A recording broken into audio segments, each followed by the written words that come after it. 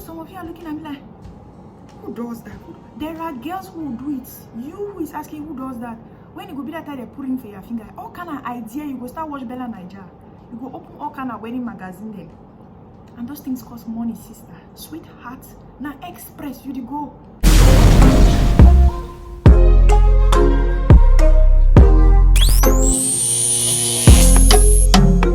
Guys, and welcome back to my YouTube channel.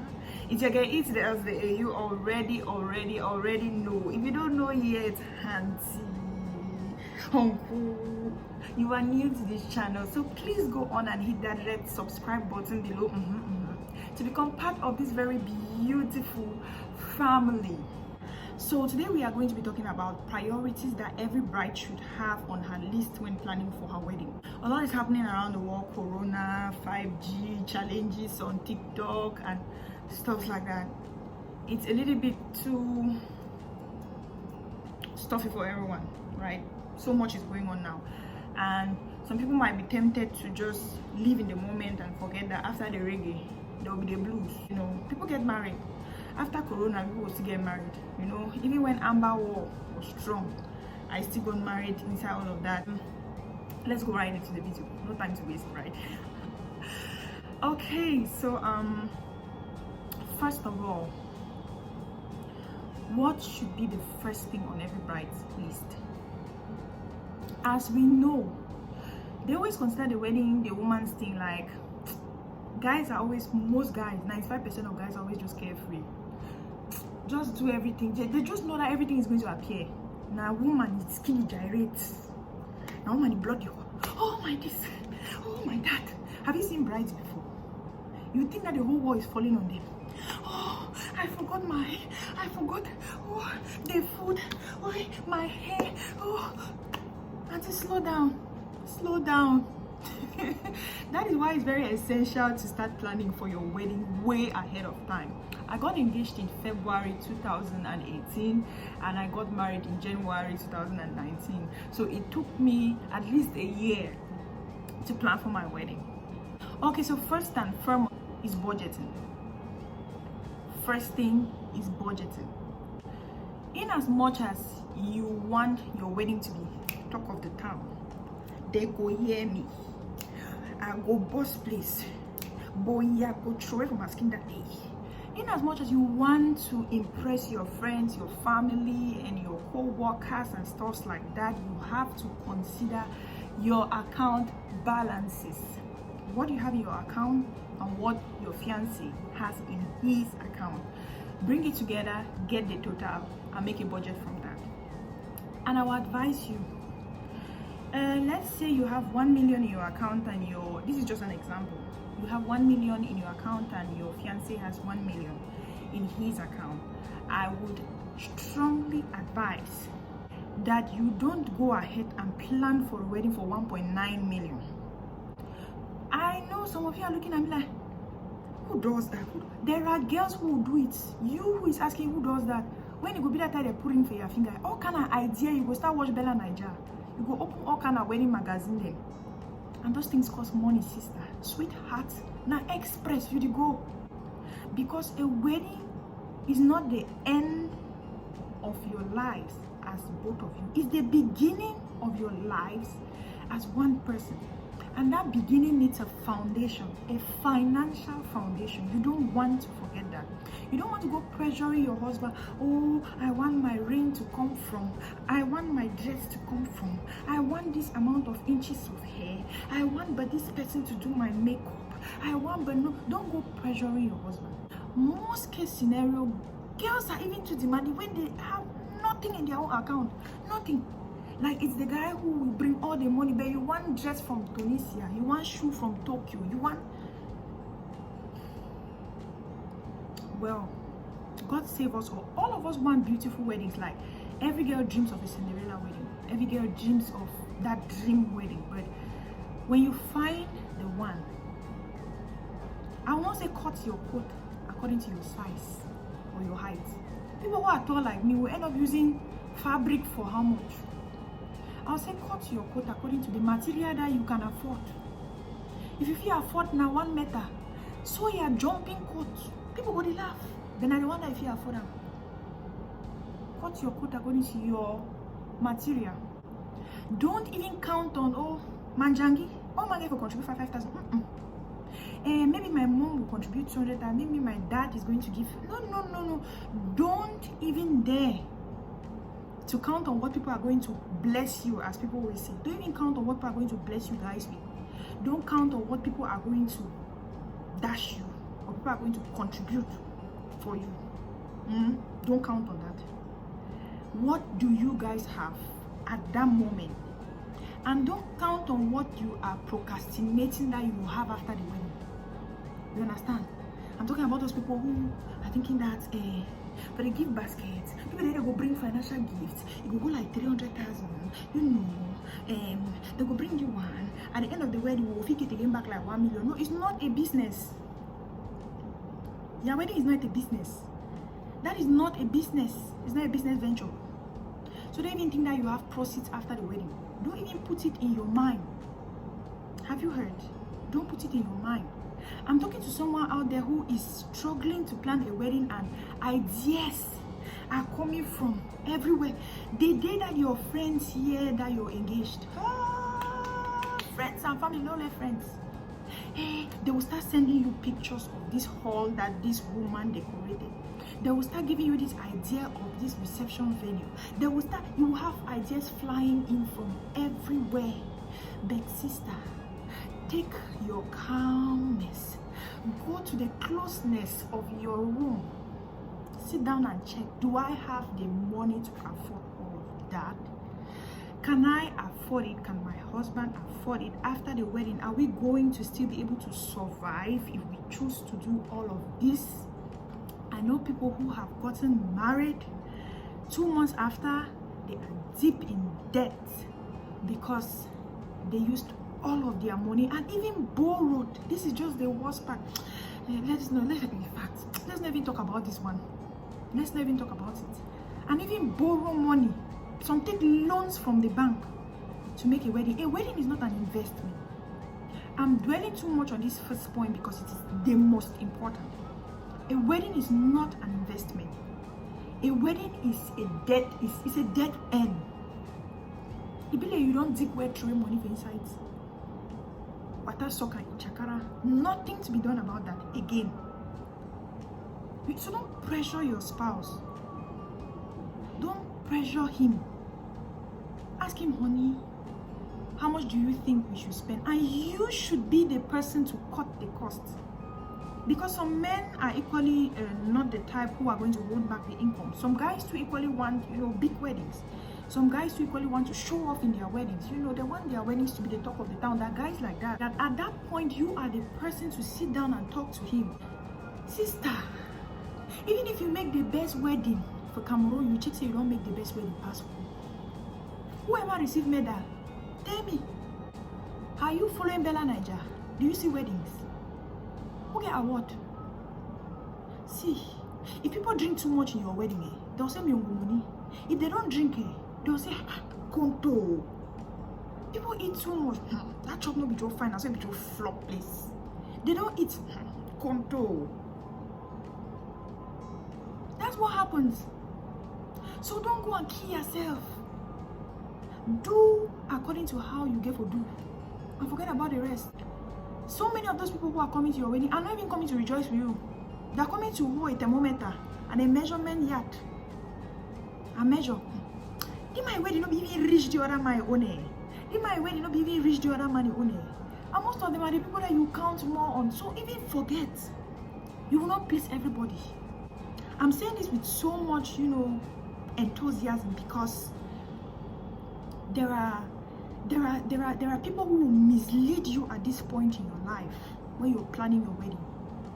Especially those who want to use your wedding as a guinea pig for their own.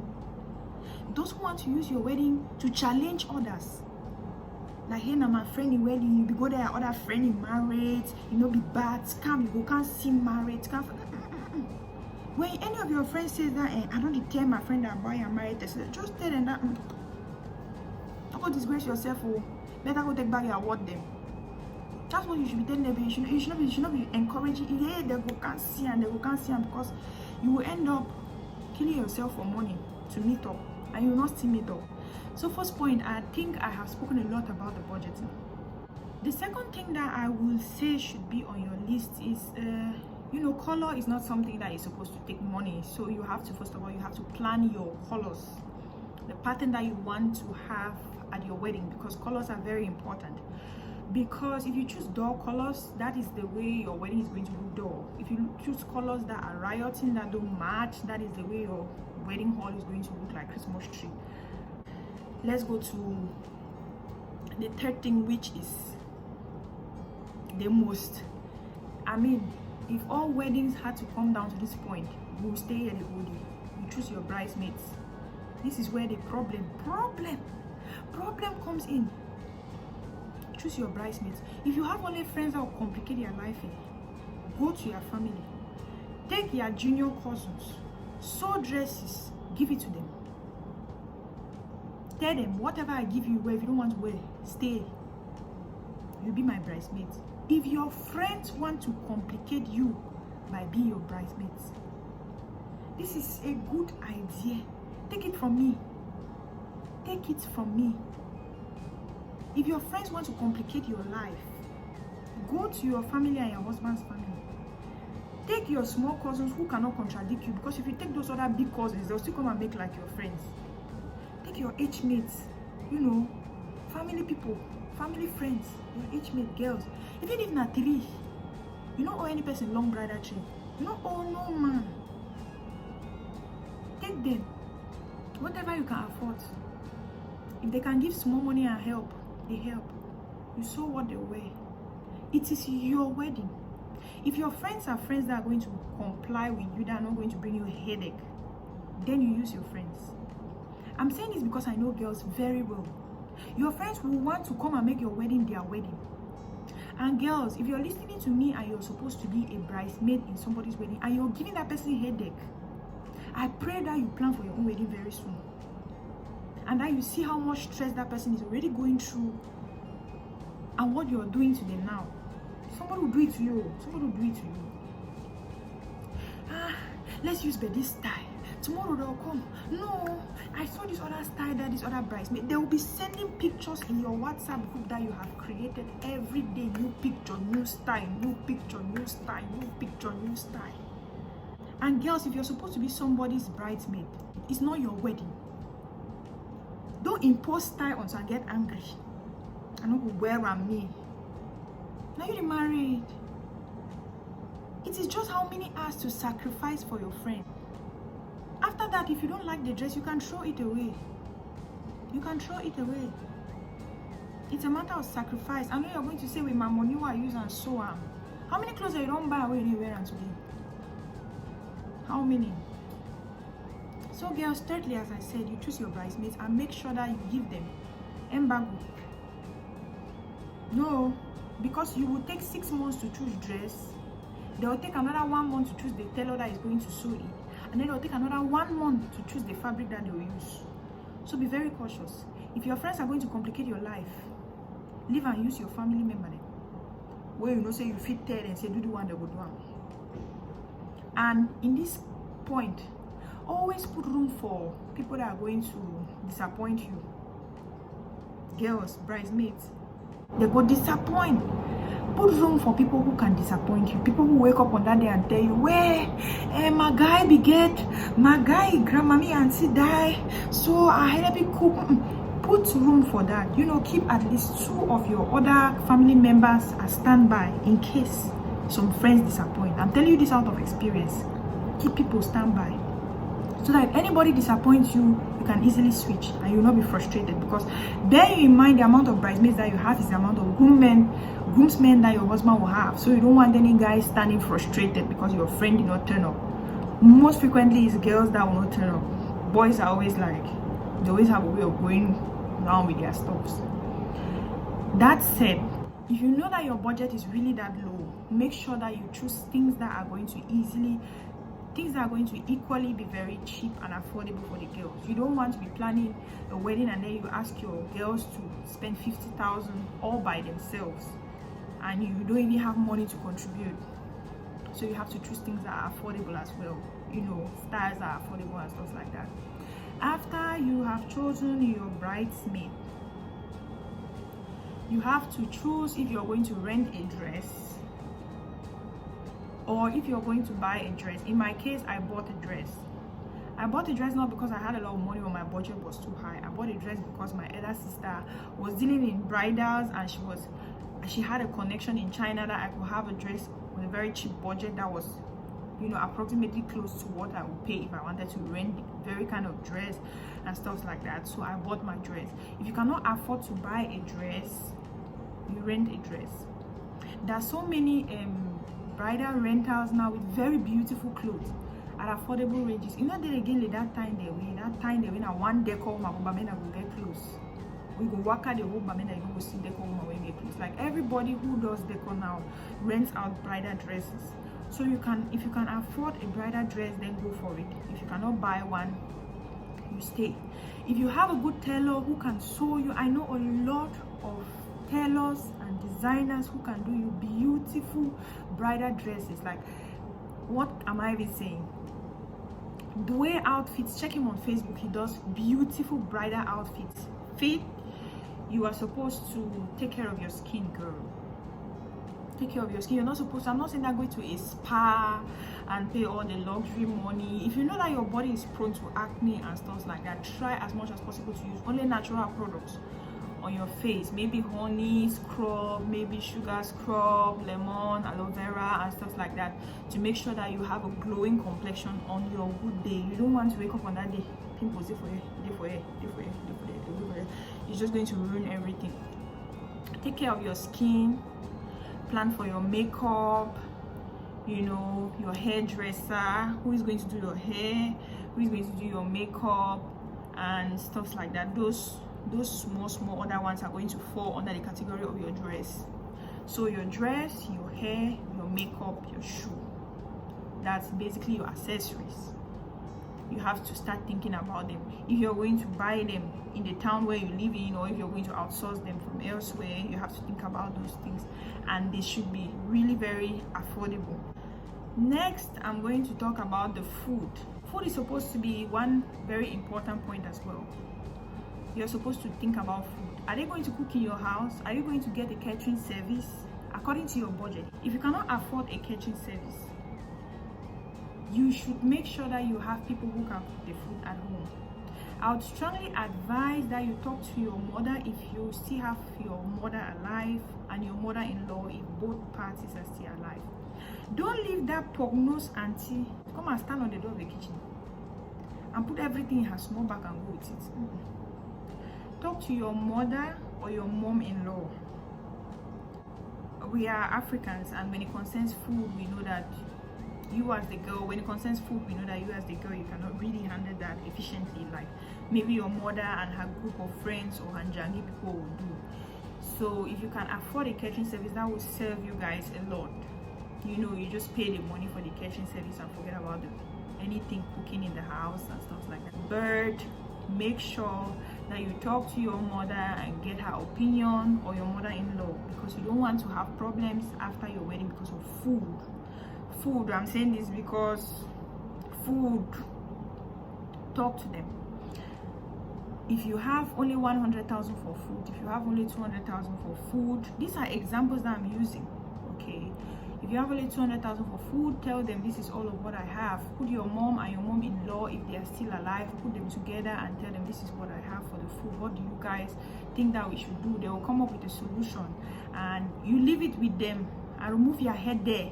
Not only go, ma, if you don't buy that meat, girls, see, sometimes now you're the person who puts stress on yourself. You're the person who is stressing yourself. Girls want to do everything for their wedding. They want to be where the drinks are. They want to be where the food is. They want to talk to the photographer. You see a bride on her wedding day, she's stressed, she's sweating, she'll go her gown, go this way, look for the photographer, go this way, look for, be calm. Smile. That is all of what you're supposed to do on that day. Smile. Everybody who attended my wedding can testify to this. My teeth, molar to molar. Not teeth. People, they say no, they worry me. Everything that was going wrong, I was sitting on the high table. It was going wrong down. And there is nothing, you cannot do anything at that point. You are ruining your wedding by tying your face like this. Because your aunt has not brought the food that she was supposed to cook. Because your uncle has not brought the crates of drink that he was supposed to contribute. Because the decor woman did not do your decor well. Because your makeup did not turn out the way you wanted it to turn out. Because your hair did not turn out. Tie your face. Your wedding pictures will come out after, when you have forgotten about all of those things, and you'll be like, in all your pictures. There is nothing you can do. You will not plan all the wedding alone. So you have to, first of all, just take care of your own things and leave the rest to your husband. Share the things with him. Tell him, honey, this is your own responsibility. Oh. Drinks na your part. Photographer na your part. Your boy, their clothes na your part. You know, you guys share the responsibility. Know what your husband will do. Know what you are going to do. Know what your mom-in-law will do. Know what your dad-in-law will do. Know what your mother will do. Know what your father will do. Know what your siblings will do. That way, everybody takes care of their task. I'm not saying that you just leave it and then you don't go over it and check if those things have been done. You know, you have to go over it and make sure that those things have been done. Behansi, on your wedding day itself, on the day, you will not change anything. Trouble they never cook and they don't go cook at that very time. You can't reach for her. When you reach for her, no see the trouble you know day for day. You know go day for day that time where you work and shout, see me come. So your wedding day, calmus. I'm talking about the wedding, so don't get me twisted. Some people will be saying that, what about prayers? What about committing? I'm talking about the wedding. I'm talking about planning the wedding. So we're getting to a very juicy point now. Don't forget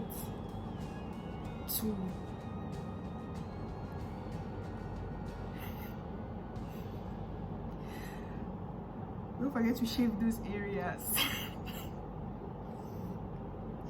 You know, those areas, shave them, sister. Shave them. Shave them. As the bride. Do you want to get for the to do this? So you know what? Forget and then remember now for all. Where sweat don't cover your clothes, reach for the level. You know one member na tie already wear your clothes. One jig your arm, bush there for you. So sister, write it down. Don't forget it. It's too small, but don't forget it. Write it down. You have to take care of your proper hygiene or your hygiene, you know, and then your laundry. Do you guys know what that is? Your pajamas, your sleepwear. No go buy that one with grandma. Maybe wear and sleep up and down because you come on deeper life. You don't go buy pajama where hand reach for you. The trousers long. You go wear socks and then you go wear cap for your wedding night. Sister, change your ways. Buy sexy underwears. Very sexy. Very, very sexy. Very sexy. Honey, come to bed. Honey, come to bed. A lot of people are like, Emma, you don't spoil. Or yes, I don't spoil. I'm married. Naki lucky person.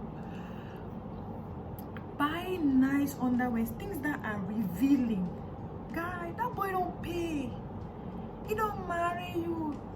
You know I can't sleep so tired. Skip for first wedding night. Even if you're scared, even if you're a virgin and you have never had sex before and you're scared that that night, how is it going to look like? Because most case scenario that is the case. What is going to look like? How am I going to feel? Is it painful? And all the theories that you've been hearing and stuff like that.